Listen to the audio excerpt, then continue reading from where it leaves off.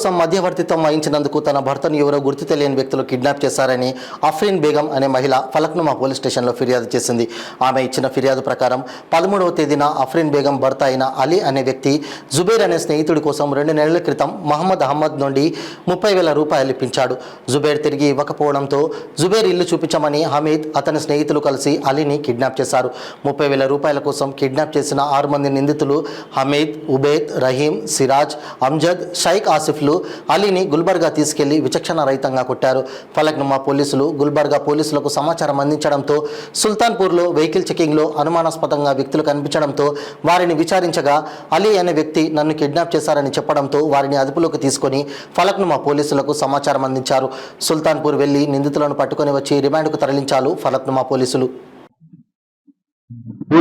Falaknuma police station పరిధిలో 13-14 intervening night mid night 23:45 గంటలప్పుడు ఒక మహిళ అఫ్రీన్ బేగం అనే మహిళ పోలీస్ స్టేషన్ కు వచ్చి ఫిర్యాదు చేసింది కదా, తన భర్త అలీని మధ్యాహ్నం 12 గంటల ప్రాంతంలో బావర్చి హోటల్ నుంచి తెలిసిన వ్యక్తులు మొహమ్మద్ హమీద్ అండ్ సిరాజ్ ఖాన్ తదితరులు కిడ్నాప్ చేసినారనేసి సమాచారం ఇవ్వగా పోలీసులు కేసు నమోదు చేసుకుని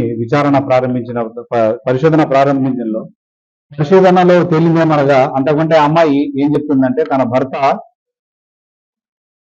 అలీ జుబేర్ అనే వ్యక్తికి మిత్రుడు, అలాగే జుబేర్ ఆయనకి ఇంకొక మిత్రుడు హమీద్ దగ్గర ఈ పెళ్లి ఖర్చులకు దానేటువంటి సామాన్లకి ఫ్రిడ్జ్ కి దానికి 30,000 అప్పుగా తీసుకున్నాడు. దానికి ఇవ్వకపోవడంతో ఆ డబ్బులు కావాలనేసి ఆ జుబేర్ ఇల్లు చూపెట్టమనేసి ఎక్కడైతే అతను కర్ణాటక పోయి ఉంటున్నాడో అతను ఇల్లు చూపెట్టమని అలీని బలవంతంగా బండెక్కించుకొని తీసుకెళ్లినారు.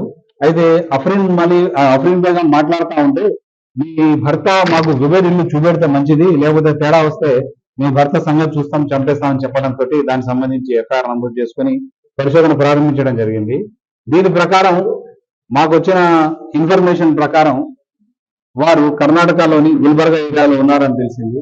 దాంట్లో కర్ణాటకలోని గుల్బర్గా కంట్రోల్ నుంచి మాట్లాడి అది సుల్తాన్పూర్ ప్రాంతంలో ఆ బండి ఉన్నప్పుడు అక్కడ పోలీసులు అలర్ట్ చేయగా వాళ్ళు వెహికల్ చెకింగ్ చేసి ఈ బండిని ఏదైతే సస్పిషియస్ వెహికల్ ఉందో దాన్ని ఆపి అందులో మాట్లాడగా అలీ అనే వ్యక్తి అప్పటిదాకా భయంతో కూర్చున్న వ్యక్తి ఆ కర్ణాటక ఇన్స్పెక్టర్ గారితో లేదు సార్ నన్ను ఇట్లా కిడ్నాప్ చేసుకుని రావడం జరిగింది, నన్ను చంపాలని బెదిరిస్తే నేను మాట్లాడుకుంటూ ఉన్నా అని చెప్పడం జరిగింది.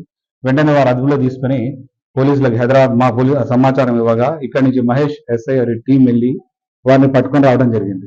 దీంట్లో మొహమ్మద్ హమీద్, మొహమ్మద్ సిరాజ్ ఖాన్, అమ్జద్ ఖాన్, సయ్యద్ షర్ఫుద్దీన్ అలియాస్ సయ్యద్ ఉబేద్, మొహమ్మద్ రహీం పాషా, షేక్ ఆసిఫ్ అనే వాళ్ళు నిందితులుగా ఉన్నారు.